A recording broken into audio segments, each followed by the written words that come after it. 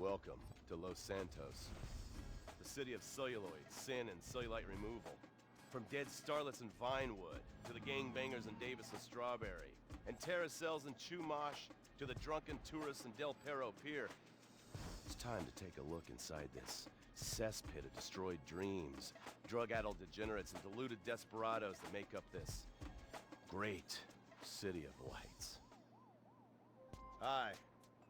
I'm decorated FIB agent Stephen Haynes. The FIB, the police department, and the sheriff's office are fighting a war out here every day in a city where dreams too often become wet with tears. The Los Santos docks. This is where it all begins. The second largest port in the world, the great orifice of American capitalism. Stuff coming in, garbage going out. And hidden in over 2 million containers a day, God only knows where.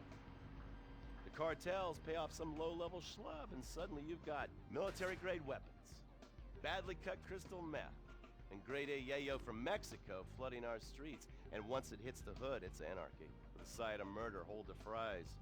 Or maybe the Chinese are slipping some of our high-security weapons systems in with the recycling, and we're giving up our national security for nothing? Who knows? Who cares? As long as the financial party continues, we'll just keep picking up the pieces. A word to the wise, kids. Never use PCP. It makes you want to punch cops or run around naked, and not necessarily always in that order. Most of the time, this illicit cargo makes it straight to the gangs. But sometimes an ordinary Joe lets go and loses his shit after a pipe or two of pleasure dust.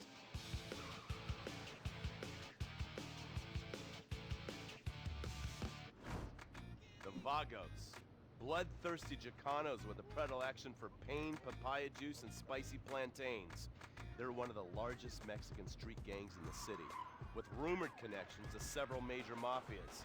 While half the battle out here is fought with guns, the other half is with informants.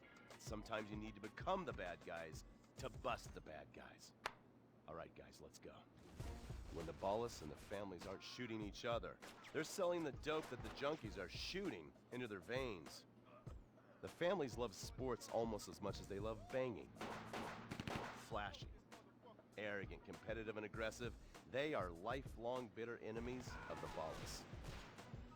Wearing the colors of the feud or the corkers, the families call themselves Gang Green. Of course, like all families, they love a good squabble. Subdivided into sets, such as the Chamberlain Gangsters or the Carson Avenue set, it turns out the families love shooting each other almost as much as they love shooting ballas. Now, the LSPD have had many run-ins with various family sets over the years. With the ballas, the FIB take a more community outreach approach. Hey guys, stay out of trouble now. Suck my Steve Haynes. Now the ballas fly the colors of the Los Santos Panic, or the Boers, purple, because they are the bruise on the face of this city. While some thugs obviously prefer 4 wheels, other desperados prefer 2. Leather, exhaust, and drugs. No, this isn't an exotic S&M party. These are one of the nation's toughest outlaw motorcycle gangs, the Lost. Rumors are they get a new tattoo for every person they stab. And it's definitely okay for your motorcycle mama to show her breasts to your friends. The FIB has been tracking the Lost for years. We've jumped from coast to coast and have spent more time in the Midwest than a tornado spotter. When they're not running meth, they're smoking it. Or so I hear, a dangerous new drug on the streets called toilet cleaner. And believe me, your toilet will be cleaned after you've smoked some of it. Of course, Vinewood being Vinewood, it's not all about leathery dudes trying to show off on their motorbikes or roided up gangbangers stuck in some 90s time warp. This is the town that made mass murder into nostalgia. Of course, to become truly popular, your murder has to be both unsolved and gruesome. In a town full of alien spotters, adults dressed as zombies, and entertainers dressed as cartoon characters, it takes something particularly awful to really catch people's attention. The famous, unsolved murder of a Vinewood starlet is one such case. For years, horny nerds have wondered what happened to Leonora Johnson, and if they would have plucked up the courage to speak to her or kill her themselves. It's inspired filmmakers, writers, and copycat killers. Conspiracy theorists have blamed various celebrities, the mayor, the Soviets, short skirts, women's liberation, and hidden aliens embedded amongst us for the murder. But not all crime is premeditated. Maybe drinking's your thing.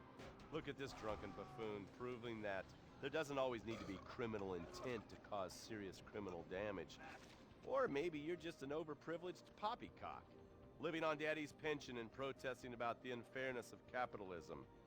Maybe stock market manipulation is your bag, or loan sharking, double identity theft, assassination, or even worse, swinging. On our next episode, I, Stephen Haynes, will show you the flashier side of crime in Los Santos. Illegal street racing, cocaine, and vice. Yes, speed, snort, and sex. The alliterative threesome that helped hook America on the underbelly of paradise.